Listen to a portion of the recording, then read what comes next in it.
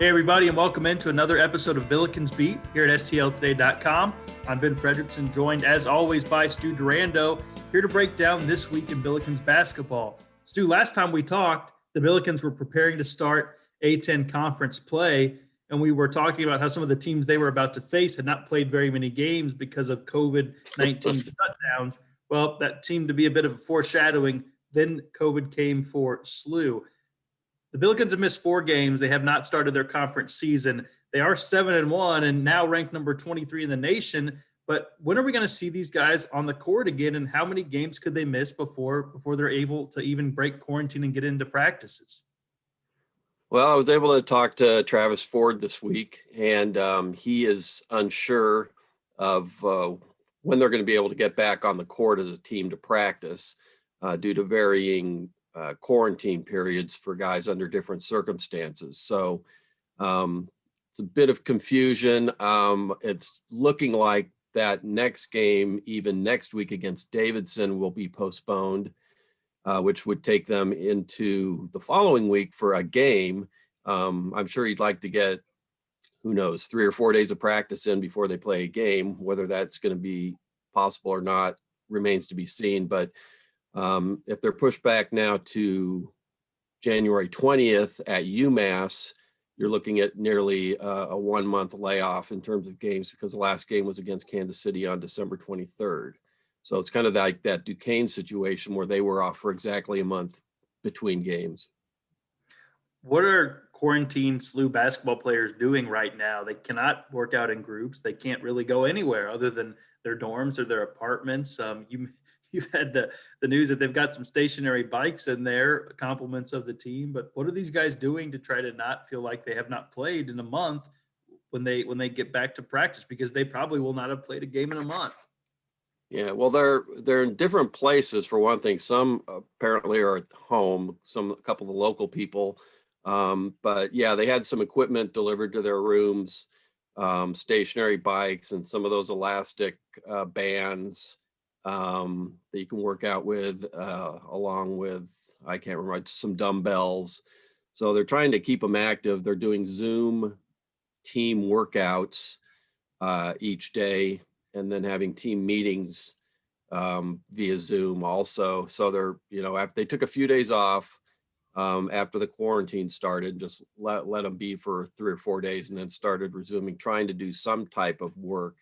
And then I believe as individuals are cleared after that first 14 days, that they may start some individual workouts with guys. But when the whole team is going to get back is really the kind of the confusing point that's not known.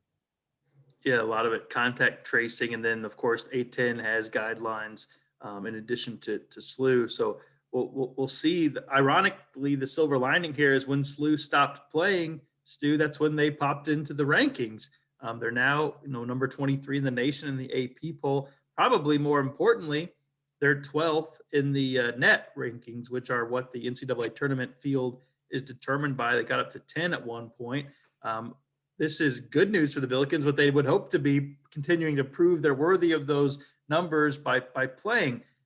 What does this look like for their tournament chances? There is a number of games you have to play to be a tournament team, a Division I tournament team. They've got 8. What's the bare minimum number of games that SLU can play to get in? And also, what's going to happen with the A10 and making up these games? I know that right now it's optimistic that can happen, but the more games canceled, postponed for now piling up, the harder that's going to be to do. Yeah, it is kind of funny that they've had one of their better weeks by sitting out and getting into the various polls and the net rankings, as you said, far more important than the AP rankings. So sitting at number 12 right now, that's a big deal. To be considered for the NCAA tournament, team has to play 13 Division I opponents. Billikens were very fortunate that they were able to get in a lot of non-conference games, so they're sitting at 8 right now. So they're only 5 away. You've got 18 originally scheduled Atlantic 10 games. How many of these 4 or 5 that they miss are going to be rescheduled remains to be seen. Travis was skeptical that maybe any of them would be, and he was voiced displeasure with the idea that they might have to play consecutive games on back-to-back nights. But admitted that that might be something that they're made to do by the league. The conference is going to reschedule these games. There's just not a lot of open spots. They do have a bye week that was built in by the league for these situations. And then the final weekend of the regular season was left open by the league for makeups. So there are some spots to play games, but they have these postponed games, which look like we're going to get to 5 of those. They also have a St. Bonaventure game on the road that was not originally scheduled. It was kind of a floating game they were going to have to find a spot for, and they still haven't found a spot for that game. So there's really 6 games, if the Davidson game gets postponed, that are going to need to be rescheduled, or the possibility of rescheduling.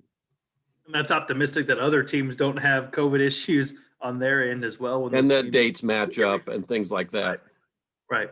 That makes that net ranking really important, because if you're not going to play a full slate to be that high in those rankings that are going to be considered by the tournament committee, that's good. That's the good news here for SLU. The best news would be that they get the all clear to get back to work as soon as possible here. But as we've seen with lots of sports, lots of teams, these are complicated scenarios. It's not simply 2 weeks out and then back to work, not when you're dealing with multiple players, staff, all of that stuff. So keep it locked, folks, at stltoday.com for all the updates on what's happening with the Billikens, when they could be back at practice, when they could be playing that next game. Stu will have it covered there, and we'll keep breaking it down next week on Billikens Beat. Hopefully, Stu, by the time next week, we'll have a better picture of what this will look like. Yeah, I would think so, but it's fluid, as they say. Situation is fluid. Yeah, that's a term we got familiar with in 2020 that's carrying over to 2021, along with some other ones. Stu, great work. We'll talk to you next week, and encourage everybody to check out the Billikens coverage at stltoday.com. For Stu, I'm Ben. Have a good week, everybody.